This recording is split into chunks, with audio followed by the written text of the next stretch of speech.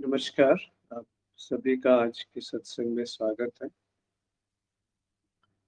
सत्संग एक अवसर है जब हम आपस में बात करते हैं आध्यात्मिक विषयों पर।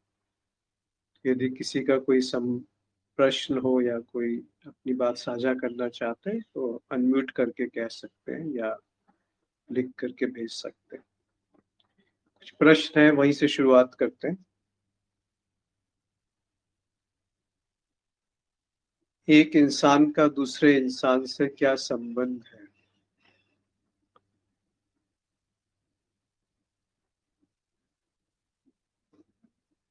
दो तरह से इसको देख सकते हैं कि एक संबंध है जो औपचारिक रूप से संबंध होता है, पर हम उस संबंध की बात नहीं कर रहे। एक संबंध ऐसा भी है कि जहाँ पे कोई औपचारिक, आप उसे कुछ नाम नहीं देंगे तब भी हम आपस में संबंधित हैं।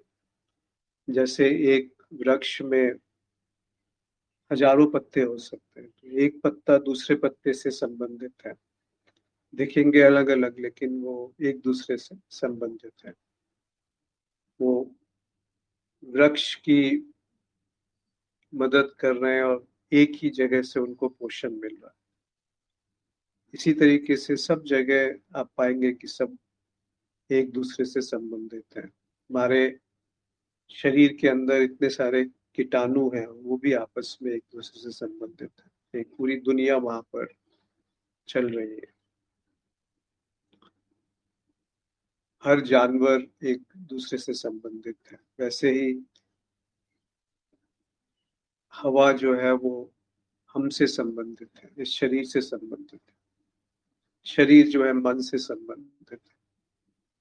तो इंसान नाम की जो हम अलग एक संस्था बना लेते हैं, वहां पर आकर के अलग अलग दिखते हैं, पर कहीं गहरे में वो संबंधित है। जिसे एक और काव्यात्मक रूप से कहा गया है कि प्रेम से हम सब आपस में जुड़े हुए हैं।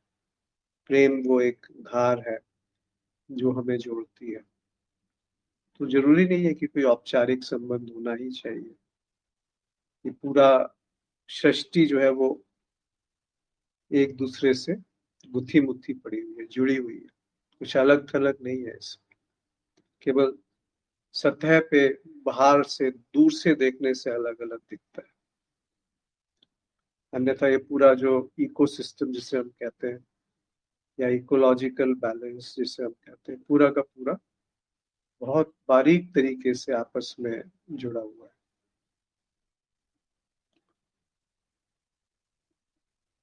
मन जो है वो एक है। उसमें तो ऐसा भी नहीं है कि वो अलग अलग जुड़ा है। वहां पर वो एक ही मन है जो अलग अलग तरीके से अभिव्यक्त होता है अलग अलग शरीरों में। वहां पर भी हम पाते हैं कि एकत्व है। तो जो अंत का संबंध है वो एकत्व का है, कि एक ही है। जैसे एक हाथ दूसरे हाथ से जुड़ा हुआ है, दिखते हैं कि अलग अलग है, पर वास्तव में दोनों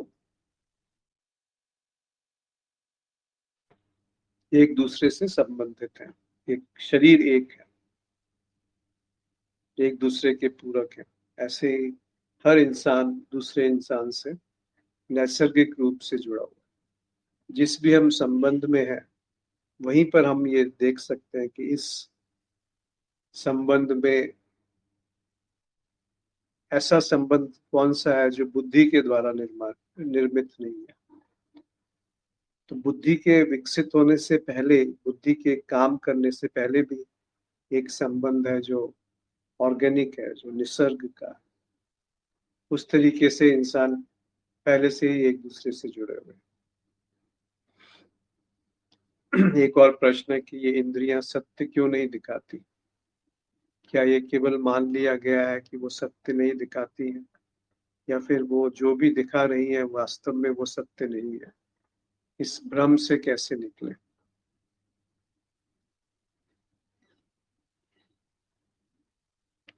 जो इंद्रियों की क्षमता है वो उतना ही तो दिखाएंगे। जो उसकी क्षमता के बाहर है वो कार्य कैसे करेंगे? इसलिए पहले ये जानना आवश्यक है कि सत्य से हमारा क्या आशय है। क्या सत्य कोई ऐसी वस्तु है या विचार है या भावना है या कोई स्मृति है जिसको देखा जा सकता है, और देखेंगे तो किस तरीके से देखेंगे? ऐसे ही तो देखेंगे कि एक देखने वाला उससे भिन्न है जो सत्य है। फिर तो वो बात ही अधूरी हो गई, झूठी हो गई, कि जो देख रहा है वो उससे भी कुछ विलग है, अलग है, और उससे कुछ श्रेष्ठ है जो दिखाई पड़ रहा है। फिर वहां पर भ्रम पैदा हो जाएगा। इसीलिए भ्रम तब पैदा होता है जब हम समझते हैं कि ये, जैसे हमें वस्तुओं का अनुभव होता है वैसे सत्य का अनुभव हो सकता है। और हर इंद्रिय की अपनी एक ढंग है, एक ढर्रा है, उस ढर्रे के अनुसार हम अनुभव करते हैं, और उन अनुभवों के आधार पे हम किसी निष्कर्ष पे आ जाते हैं कि ऐसा ही है। जैसे ही हम किसी भी निष्कर्ष पे आते हैं, वहां पर एक बड़ी भूल हो जाती है। हम बाकी सारी चीजें जो हैं उनसे कट जाते हैं। जो भी संबंध की बात हुई, वो सारे संबंध वहां पर झूठ हो जाते हैं। निसर्ग का जो प्रसाद है वो नहीं वहां पर दिखता, और हम पाते हैं कि हम बहुत ज्यादा पीड़ित, दुखी, ऐसा कुछ है जो सब जगह से सताए जा रहे हैं। हमारे साथ बहुत अन्याय हो रहा है, और फिर हम खुद दूसरों के साथ अन्याय करते हैं, जाने अनजाने। इस पूरी बात का निचोड़ यही है कि जो जाना जा रहा है उसकी सीमा को नहीं देखा गया। वहां पे स्थिरता नहीं आई जहां पे मेरे लिए कुछ नहीं है। जैसा पिछले वार्ता में ये बात हुई थी, मेरे लिए कुछ नहीं है, पर वहीं पर मन टिक गया, मन स्थिर हो गया, स्थिर हो गया।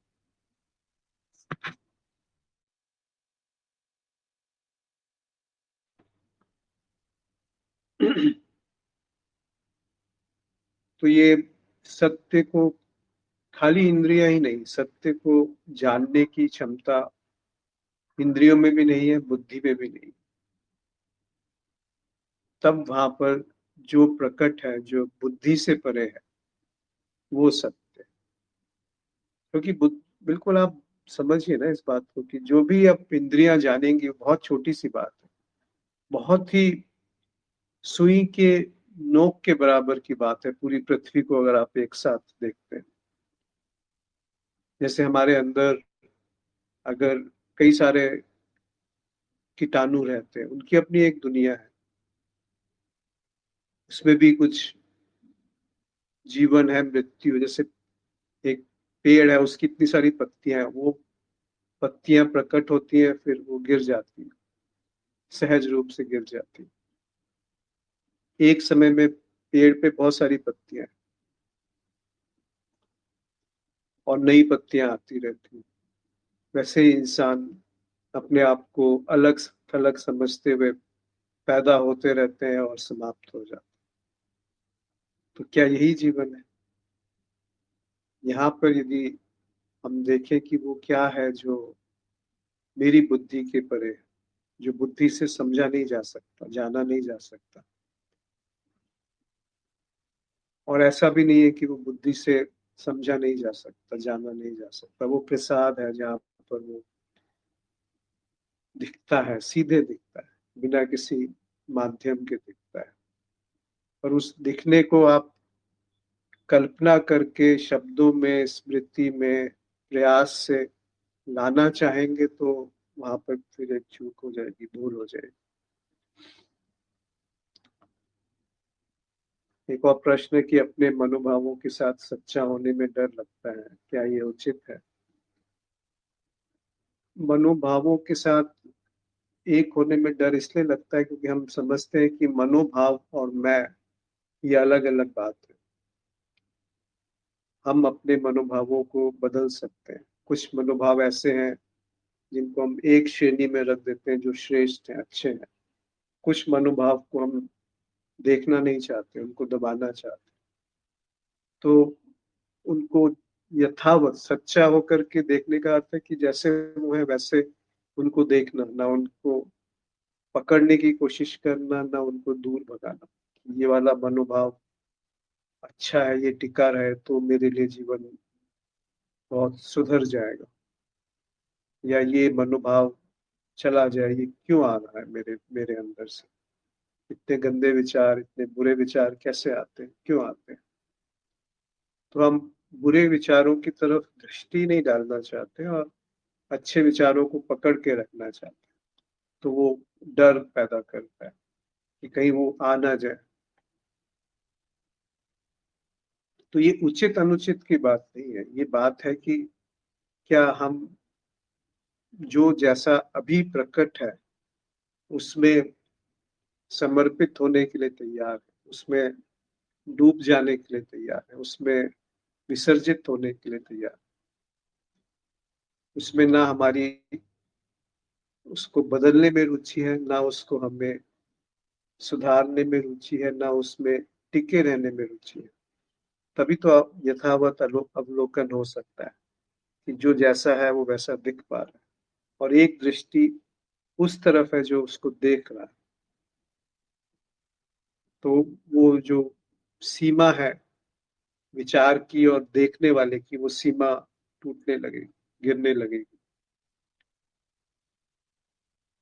वो जो सीमा रेखा है दोनों के बीच में, जो विभाजन है, वो केंद्र विलुप्त हो जाएगा। होश में कोई केंद्र नहीं होता जिस केंद्र से देखा जा रहा है या दिख रहा है।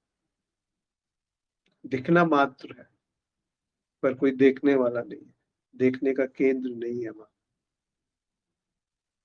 तो जो भी विचार है, जो भी भाव है, जो भी स्मृति है, उसका स्वागत है कि ये हवा की तरह है, टिकती कहाँ है वो। इसीलिए तो उसको वासना कहते हैं, जो एक सुगंध की तरह है, जो आती है और चली जाती है हवा के जैसे। तो यदि जो भी भाव है उसको हम बिना तय किए, बिना जज किए उसको बस देखा गया, और वो भी ऐसा देखा जैसे एक बार और बात हुई थी कि हर सांस के वर्तुल में वो देखा गया कि इसका वो देखना क्या है जिसमें कोई देखने में रुचि नहीं है, जिसमें कोई बदलने में रुचि नहीं, जिसमें कोई देखने वाला नहीं। तो कोई उत्तर नहीं आएगा, पर वो जो उत्तर खोज रहा है वो स्वयं वहां से विसर्जित हो गया, गायब हो गया। पाया गया कि वो वही है जो उसी से निर्मित है, जो भाव है, जो विचार है, उन्हीं का एक प्रारूप, उन्हीं की एक छवि, उन्हीं का एक मिला जुला ढंग, उसे हम स्वयं के रूप में जानते हैं और समझते हैं कि वो बदल नहीं रहा है, और वो बिना बदले बाकी सब चीजों को देख रहा है। और जो दिख रहा है उसमें हम समझते हैं कि हम बदलाव कर सकते हैं और बदलाव करना चाहते हैं। उस बदलाव की चाह में सारा द्वंद, सारे दुख, सारी परेशानी, सारी चिंताएं प्रकट करती। इसका अर्थ ये नहीं कि अगर आपके सामने कोई विषम परिस्थिति है तो आप वहां से जो उचित कदम है वो ना उठाए, वहां से भागना है, लड़ना है, जो भी करना है वो ना करें। ये बिल्कुल आप उसकी बात को तोड़ मरोड़ करके कुछ किसी और दिशा की तरफ लेके जा।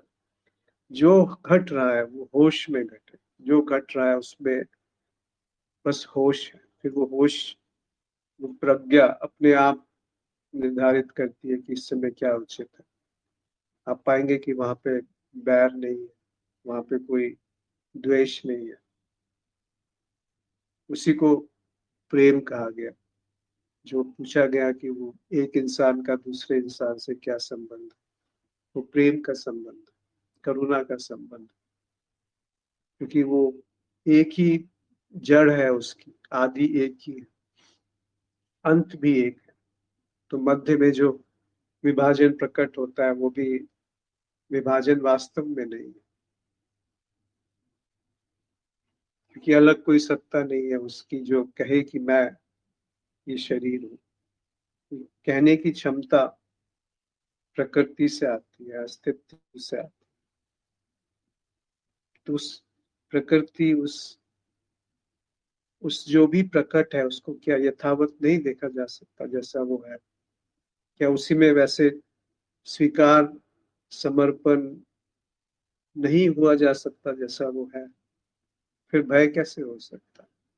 भय तो होता है कि ये ना हो या ये हो जाए, या जो हुआ है हम उसको संवार के रखना चाहते हैं स्मृति में। तो कैसे वहां पे जीवंतता, वो जीवन जो सहज एक बहाव की तरह है, वो टिक पाएगा? कैसे वो हवा को हम एक गुब्बारे में बंद कर देंगे तो वो बासी हो जाएगी?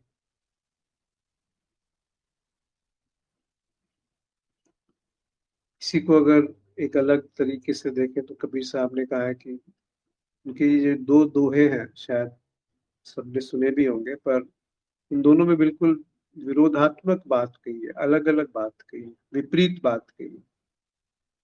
पर इन दोनों को एक साथ देखेंगे तो कुछ अलग ही मायने निकल के आएगा।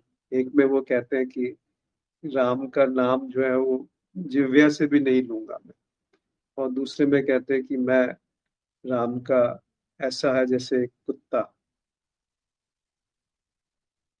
पहले दोहे में कहते हैं कि माला जपू ना कर जपू, जिव्या कहूँ न राम, सिमरन मेरा हरि करे मैं पाया विश्राम। इसमें तीनों जो तथाकथित मार्ग है उन पे उन्होंने चोट करी। माला जपू यानी वो ऐसी भक्ति की बात कर रहे हैं जिसमें द्वैत है, कि मैं और मेरा कोई भगवान है या इष्ट है या गुरु है या कोई देवता है या कोई शक्ति है, कहीं पहुंचना है तो वो माला जप रहा है किसी एक श्रेष्ठ स्थिति को पाने के लिए। न कर जपू, कर मतलब हाथ, कर मतलब कर्म, न मेरी कर्म में कोई रुचि है। इसका अर्थ ये नहीं है कि वो कर्म नहीं कर रहा है, इसका अर्थ है कि जो कर्म है उसमें कोई हस्तक्षेप नहीं है और फल में कोई रुचि नहीं। तो ये जो कर्म और फल का सिद्धांत है वो भी, वो कह रहे हैं कि वो मन गढ़ंत बात है, उसमें कोई तथ्य नहीं है, उसमें कोई सार्थकता नहीं है। उस दृष्टिकोण से जो अस्तित्व है, जो तथ्य है, जो सत्य है, जो प्रकट है और जो अप्रकट है, जिव्या कहूँ न राम। अब वो ज्ञान की तरफ बात कर रहे हैं कि मुंह से मैं उस शब्द को कहूंगा तो वो झूठा हो जाएगा।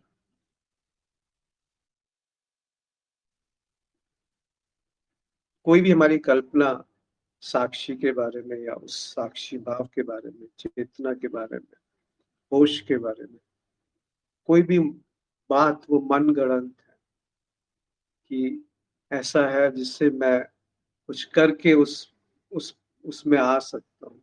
इसीलिए वो कहते हैं कि मैं हरि को नहीं सिमर सकता, हरि को याद नहीं कर सकता, हरि मुझे याद कर सकता है। होश में जब मैं पाऊं विश्राम, मतलब मेरा विसर्जन हो गया, समाप्त हो गया मैं, तब हरि जो है मुझमें मेरे द्वारा प्रकट है। उस अद्वैत में वो हरि की छाया प्रकट है। सिमरन मेरा हरि कर, वो है असल सिमरन। सिमरन का मतलब है स्मरण, स्मरण मतलब होश। राम यानी वही प्रकाश जिसमें वो, उसी को होश कहा गया। तो ये अलग अलग तरीके से उसको उन्होंने कहा है कि जब हम फंस जाते हैं किसी एक पद्धति में, एक पंथ में, एक रास्ते में, एक मार्ग में, और उसको हम समझते हैं कि वो श्रेष्ठ है, बहुत ऊंचा है, बाकी तो, बाकी उतने नहीं है, या मुझे अभी चलना है, प्रयास करना है भक्ति से, कर्म से या ज्ञान से, और वो चलने के बाद मुझे मिलेगा, तो वो बात अधूरी रह जाती है, पूरी नहीं हो पाती। इसका अर्थ ये बिल्कुल नहीं है कि करना नहीं है, इसका अर्थ ये नहीं है कि भक्ति झूठ है, या ज्ञान गलत है, पर उस पर ही ये मानना कि ये ऐसा जो दिख रहा है यही सत्य है। जैसा अभी पूछा कि इंद्रियों के माध्यम से वो क्यों नहीं दिखता, कैसे दिखे, बुद्धि के माध्यम से वो कैसे दिखे। इसीलिए वो कह रहे हैं कि इनकी सार्थकता बहुत सीमित रूप तक है। फिर वहां एक भी चलने के बाद ये सहज गिर जाते हैं, नहीं गिरे तो उन्हीं में फिर हम घूमते रहेंगे, एक भटके हुए राही की तरह।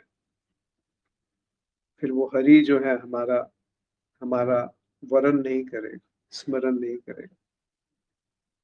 तो होश जो है जिसमें मैं विश्राम में है, मतलब मैं नहीं है, वो नहीं प्रकट हो। अब आगे इसकी बिल्कुल विपरीत बात कहते हैं, कबीरा कुत्ता राम का, मोतिया मेरा नाम, गले राम की जेवरी, जित खींचे तित जाऊं। ऐसा समर्पण जिसमें मेरी पूरी की पूरी अलग होने की विधा, ढंग, सोच वो छूट गई। और वो जिस नाम से मुझे पुकारे वो वही है। गले राम की जेवरी, उस होश की जो जंजीर है वो मेरे गले में बंधी हुई है। उस होश में जिस दिशा में वो लेना चाहे, ले जाना चाहे, वो स्वीकार, ये है परम स्वीकार। कि जिस विधि वो रखना चाहे वो विधि स्वीकार, जाहे विधि राखे राम, ताहे विधि रही है। एक तरफ कहते हैं कि राम का नाम लेना भी झूठ है, दूसरी तरफ कहते हैं कि राम के नाम की मेरे गले में जंजीर पड़ी हुई। इन दोनों बातों को क्या एक साथ देखा जा सकता है कि मार्ग पे चलना भी जरूरी है और मार्ग को छोड़ना भी जरूरी, मार्ग का छूटना भी जरूरी, होश की तरफ बढ़ना भी जरूरी है और होश के बढ़ने को की तरफ बढ़ने को छोड़ना भी जरूरी है। जब वो दिख गया, ऐसी समझ, ऐसा शब्द जो आदि का है, जहां से आदि है, और जहां से आदि है वहीं पर अंत है, इन दोनों के बीच में समय और स्थान का अंतराल नहीं है।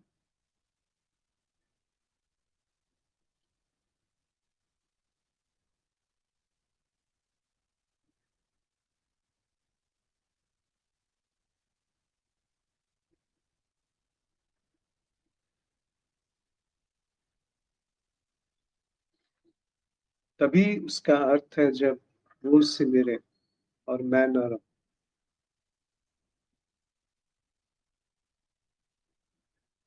सिमरन मेरा हरि करे, मैं पाऊं विश्राम। तभी संभव है जब समर्पण है, जब सारी सोच विचार, अपने अलग होने का जो भाव है उसका समर्पण है। जी,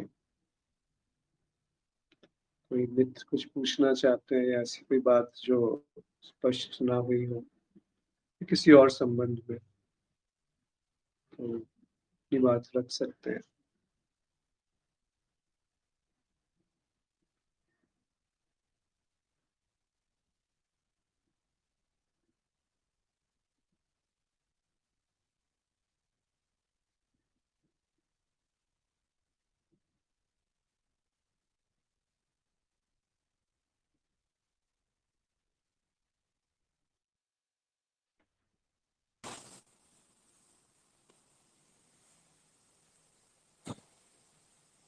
प्रणाम अश्विन जी।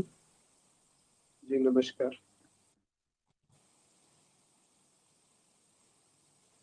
अश्विन जी, जब कबीर साहब की वाणियों को या इशारे को, जैसे बहुत शब्दों का यूज किया है उस समय में। और एक शब्द जो उनके उसमें आता है कि मसी कागज छुआ नहीं, कलम गही नहीं हाथ, और चारों युग का महत्व मुख से जनाई बात। तो ये सब जो अभी आपने समझाया है, बताया है, ये सब कहीं ना कहीं उसको दिखाता है कि वो जब उन्होंने पढ़ा लिखा ही नहीं था, बुद्धि जो भी है इधर उधर से ली दी नहीं होगी, तो उन्होंने जो चारों युग की बात कही है उसमें संपूर्णता नजर आती है कि कोई ऐसा महत्व है जो आज से अंत तक हम उसकी तरफ नहीं देख पाते, जहां हमारा दृष्टिकोण बनना चाहिए। हमारी जो मैं और मेरा है उसी में तक हमारी पहुंच रहती है। तो बिना गुरु के इशारे के, बिना उसकी उंगली पकड़ करके चलने के, जैसे हम बच्चे ही हैं तो फिर बुद्धि को विकसित करते हैं, तो लेकिन गुरु तो सहज ही रहता है, वो भेद को चलते चलते सहज में ही पूरा करवा देते हैं। मतलब अब वहां पर अनुभव भी साथ में रहता है उनके, जैसे हम अप्रोच अनुभव और वो रहते हैं, तो गुरु के साथ में होकर के जो हमने अंदर हैं वो उनको भी देख लेते हैं, उस स्वयं को भी देखते हैं कि वो बहुत अच्छे चल पाते हैं और हम उस रास्ते पर इतनी अच्छी तरीके से नहीं समझ पाते। धीरे धीरे बुद्धि हमारी वहां से तर्क और वितर्क और जो तुलना है, निष्कर्ष हैं जो, वो निकालती है। तो बस थोड़ा सा उस पर भी एक कि जो चारों युग का जो महत्तम कही है, उन्होंने कहा कि मसी कागज छुआ नहीं, कलम गही नहीं हाथ, और चारों युग का महात्मा मुख से जनाई बात। उसी समय का हो सकता है ये पहले वाला था कि ना मैं मुख से राम कहूं, ना कर मैं फेरूं माला, और मेरा राम मेरा परमात्मा मुझको भजे, मैं बैठूं विश्राम। तो ये जो बात कही गई है बहुत ही सार्थक है, बहुत अलग हो जाती है, परे हो जाती है बुद्धि के, कुछ वहां पर काम नहीं करता विवेक बुद्धि, सब समर्पण में ही चली जाती है। प्रणाम जी। जी।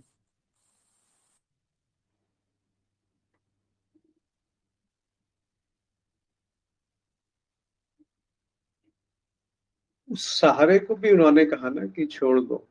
कोई भी सहारा जब ऐसा लगे कि वो एक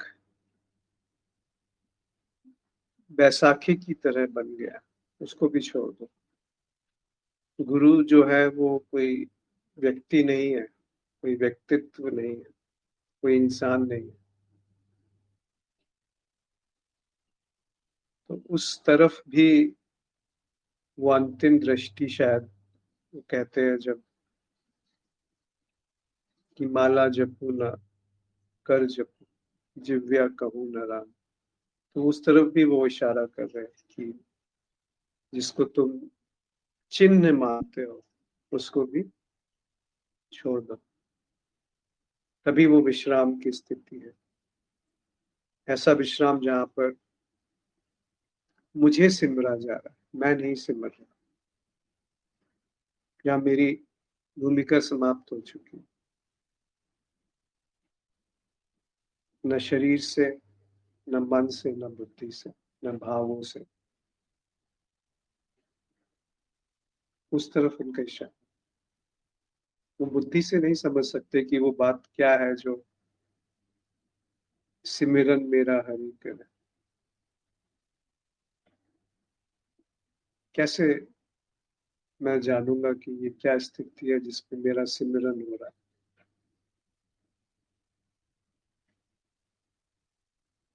उस स्थिति की कल्पना वो स्थिति नहीं है जो वो कह रहे हैं। उस स्थिति की व्याख्या वो बात नहीं है जो वो कह रहे हैं। इसीलिए पहले पंक्ति में उन्होंने वो तीनों बातें हटा दी कि जो हम समझते हैं कि हम समर्पित हो रहे हैं, माला जप रहे हैं, या जो हम समझते हैं कि हम कुछ कर रहे हैं अपने हाथों से, पैरों से, मन से, बुद्धि से, या जो हम समझते हैं कि हम बोल रहे हैं, अपनी ज्ञान को बखार रहे हैं, वो सब झूठ है। वो सब मेरा सिमरन है, मैं सिमरन कर रहा हूँ।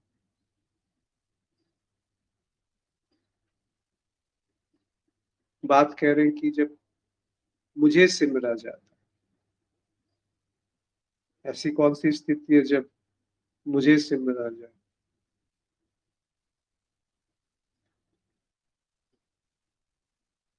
तभी संभव है जब मैं खुद बीच से हट गया। मैं ऐसा हो गया जैसे उन्हीं की इच्छा, जिस तरफ वो जाना चाहे हवा बह चला। उस होश पे यदि कुछ प्रतिरोध करना है, कुछ कृत्य करना है, तो वो कृत्य घटेगा, पर वो मैं नहीं करूंगा, मेरे द्वारा वो कृत्य घटेगा।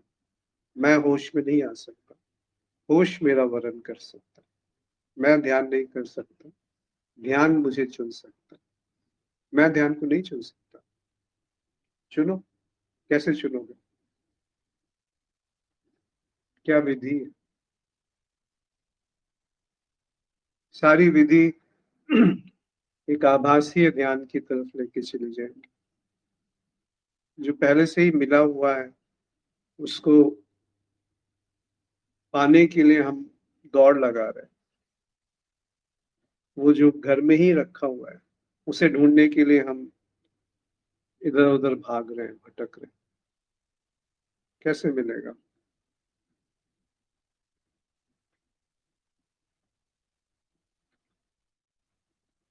जी।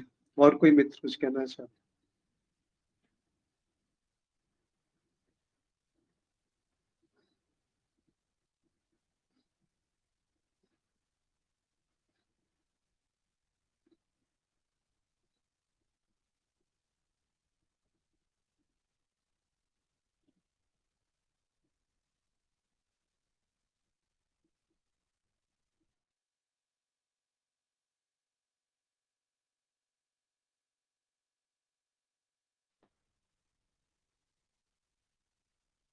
ऐसी कोई बहुत कठिन बात तो शायद नहीं है। जो संदेश है उसके शब्दों पे मत जाइए, उसके मर्म को देखिए कि किस तरफ इशारा है। क्या वो मेरे मेरे मतलब क्या वो जीवन में सार्थक है? क्या वो जीवन के सहज भाव में सार्थक है? क्या जीवन वैसा ही है जैसा मैं समझता हूँ कि जीवन है?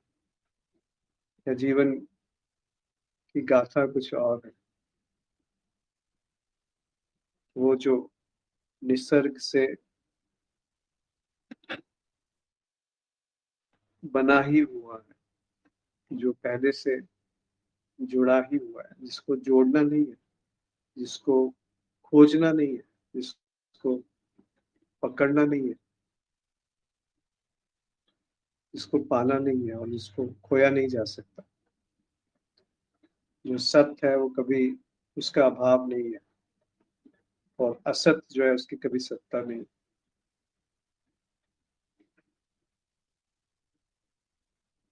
पर वो सत्य नहीं जो बुद्धि से जाना जा सकता है, जो मेरे होते हुए मैं भी रहूं और सत्य भी रहे, तो वो संभव नहीं।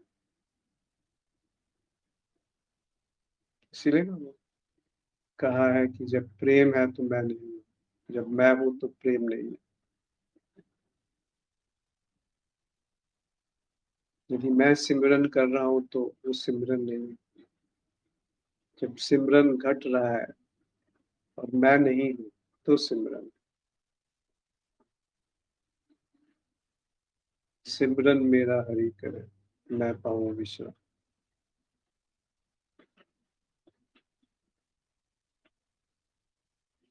जी। और कोई मित्र कुछ पूछना चाहते हैं?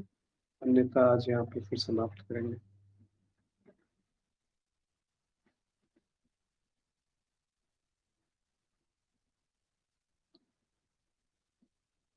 तो इसको उतरने दीजिए, इस मर्म को जीवन में।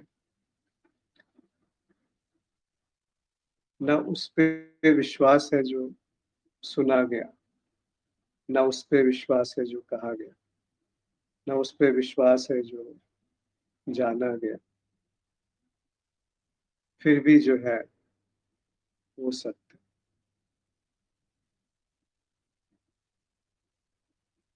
जहां वो केंद्र जिससे मैं होश को जानना चाहता हूँ वो विलुप्त हो गई, जहां वो छवि जो होश की है वो समाप्त हो गई, जहां वो चाह जो होश को बनाए रखना चाहती है उसका कोई अर्थ नहीं रहा, तब भी जो है वो होश, वो सत्य, वो सार्थक है और वो राम है। जी, नमस्कार।